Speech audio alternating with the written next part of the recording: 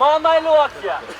Hazır болсын 5 минуталық тынығу, минута молчания. Бұл жерде білгенде 5. Знак того, что тоже выступает против коррупции.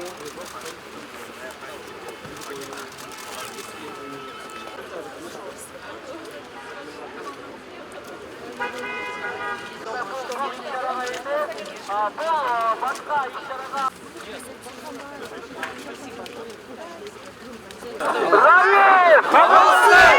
Раим!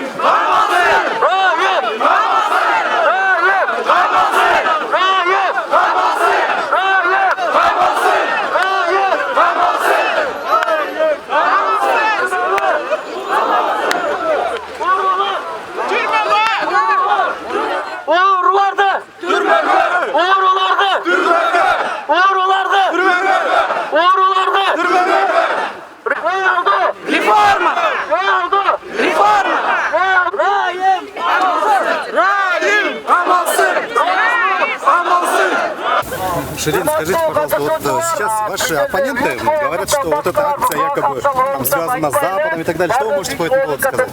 С каким Западом? Ну там, я не знаю, какие-то... Вы видите здесь теорию Запад? заговора сейчас. Вроде одни кыргызы, кыргызстанцы. А вот по требованиям, коротко расскажите, пожалуйста, вот, вы один из тоже организаторов. Да, ну мое главное требование это вот исполнение закона, и для того, чтобы расследование Азаттык не было проигнорировано парламентом и президентом. Мы хотим, чтобы считались с народом, и чтобы этот человек понес наказание за то, что обворовал кыргызский народ.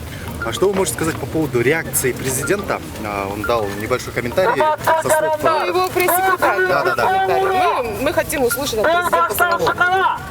В таких ситуациях в нормальных странах президент выходит к народу и объясняет и поясняет, что происходит, какие будут меры предприняты.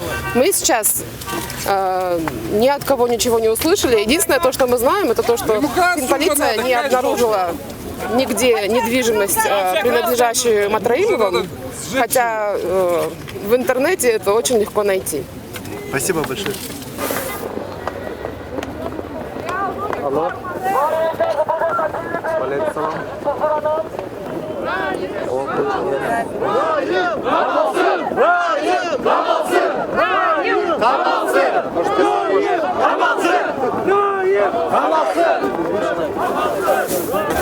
Бүгін мына жаштар ойғанып, мамлекетке түшө турган ресурстар бирөөнүн чөнтөгүнө кетип атат деп бүгүн чыгышты. Райымга каршы чыккандары бул ушул ресурстардын баары таможнядан мурун деле, азыр деле чоң потоктор ошо чөнтөккө кетип атканын билип калып, мына бүгүн ушундай иш-чара болуп атат. Менин оюмча Кыргызстанда келечек бар, анткени жаштар ушул коррупциялардын баарын түшүнүп, коркпой, үркпөй бүгүн келишти. Бийлик кандай немелерди жасаш керек, кадамдар жасаш керек буга? Бийлик ушул жарандык коомдун өкүлдөрү, бул жарандык коомдун өкүлдөрү да угуп туруп, иш-чара кандайдыр бир чечим чыгарыш керек. Же эл менен болуш керек, же анда кетиш керек. Ошол. Түрмөгө! Оорулар! Түрмөгө! Реалдуу реформа! Реалдуу реформа!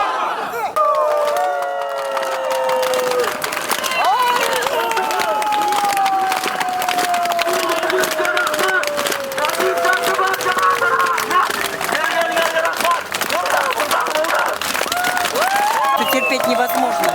Невозможно терпеть, что на инаугурации президента сидит подпольный глава транспортной империи, которая участвует в коррупции. Это же невозможно терпеть. Поэтому у нас страна вообще погрязла в коррупции. Это строительная мафия, это горнодобывающая мафия, золотодобывающая мафия.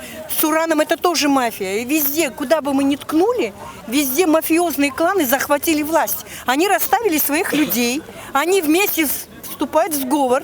Кого нужно... Знаете, у нас реализуется принцип «друзьям все, врагам закон». То есть они используют закон в своих собственных силах. От этого страдают все. Наши силовики ГКНБ, они не занимаются государственной безопасностью, они занимаются охотой вот на гражданских активистов. И именно поэтому им сейчас очень тяжело, потому что очень много инициаторов этой акции. Скажите, пожалуйста, вот требования здесь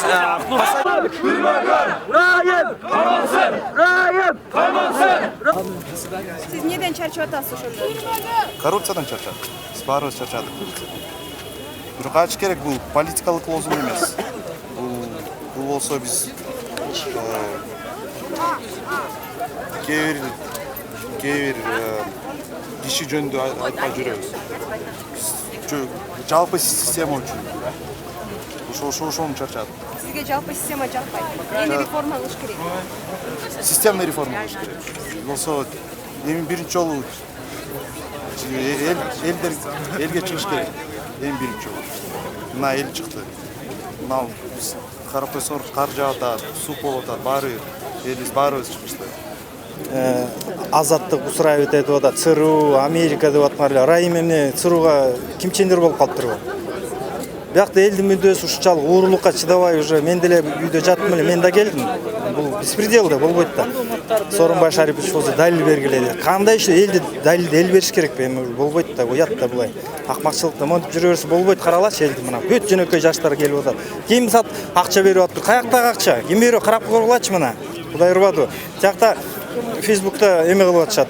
Акча таратып атыптыр, анан ЦРУ там, Госдепартамент США. Причем это тут простой народ собирается против беспредела, против воровства, против клановости. Болбойт мындай. Бир байкаганым бул жакта көбүнчөсү мурда митингге чыгып калган шаардык жигиттер, кыздар келишиптир да. Мен деле чыкчу эмесмин митингге мына. Ошол чыкпайсыңбы? Ошону айтып атпайм, они же видят все воровство, беспредел видят. Терпеть же нельзя без конца. Сколько можно терпеть? А он покрывает, давайте мне доказательства. Да сколько можно доказательств уже? Все же знают, что он богатый человек. Откуда он своровал? Не только он, везде же, вот, на дорогах воруют, везде воруют. Сколько можно это терпеть все? Албетте мен өзүмдүн бүгүн жарандык позициямды билдирип коеюн деп келдим. Мен жалпысы эле Кыргыздын 28 жылдан бери келаткан саясатына каршымын. Себеп дегенде кайсы бийлик келбесин, Акаевтан баштап, Бакеевден баштап, Роза Тумбаевадан баштап, Атамбаевтан бүгүнкү бийлик элди алдап, элдин ырыскысын жеп, кыргыз элин карызга батырып, тоногондон башка, талкалагандан башка эч жаңылык алып келген жок. Бүгүнкү күндө бир эле таможня тармагында эмес. Бүгүнкү күндө Кыргыздын бийлиги бүт системада системная коррупция бизди жеп талкалап кырып аткан, ушул акыбалга алып келген системная коррупция. Бул жерден жалпысынан жеке гана таможня эмес, жеке гана райым эмес. Могу 28 жылдан бери келаткан бийликтеги чиновниктердин баарын жолотпош керек. Бирөөнү да 20 жылы таза башка жаңы коом эл келиш керек. Болду. Мындан ары элдин чыдамы бүгүн мына көрүп атабыз, арабызда бүгүнкү митингде эски баягы сасык саясатчылар жок. Силер түшүнүп атсаңар керек ким жөнүндө сөз болуп атат. Эл билип турат, эл тараза, эл баарын көрүп турат. Бүгүн мына карапайым эл чогулуп атканда мен көңүлүм ток. Жан жаап атпайм, эмне каласың барып дейт. Мен айттым, 20 кишинин атынан мен барып келейин деп атайын келдим эле. Эл көп экен, эл укмуш көп экен. Коррупция боюнча айтып кетсеңиз. Эми коррупция эмне дейбиз эми? Бул эски коррупционердин баарын жоготуш керек. Ошол. Баарын кубалаш керек, жаштарды алып келиш керек. Башка сөзүм жок. Булар жеп бүттү уже. Нет, первый раз, да. Значит, это надоело, да, коррупция? Да, уже все, мне кажется, у народа истекает терпение. Нам нужно с этим что-то делать. Мы не можем дальше молчать.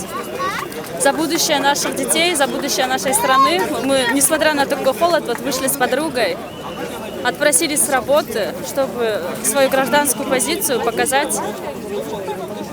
Шындығын айтса, бүгінгі күндө Кыргызстандын коопсуздугуна,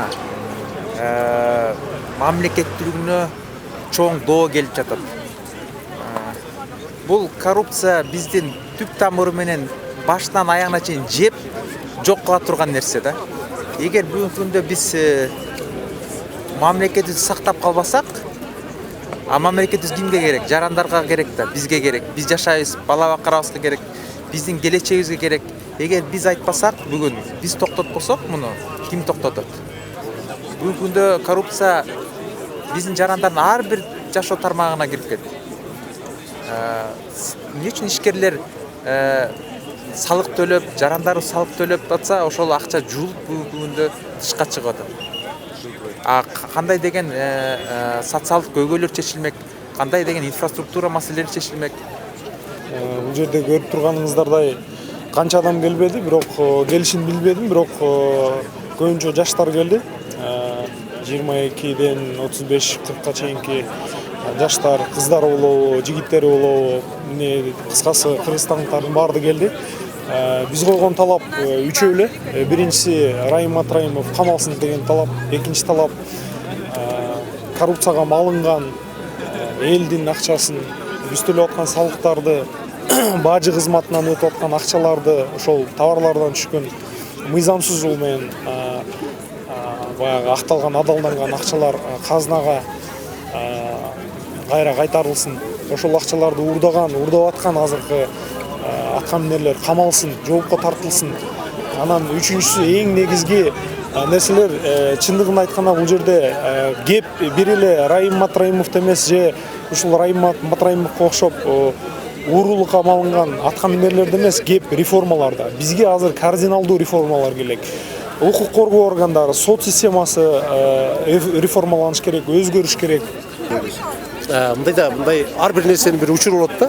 Анан буга чейин мындай интеллигенция катмары дейлиби, жаштар дейлиби, мындай саясат менен иши жок катмар бар да, өзүнүн турмушун кылат, тең, мыйзамдарды сактайт.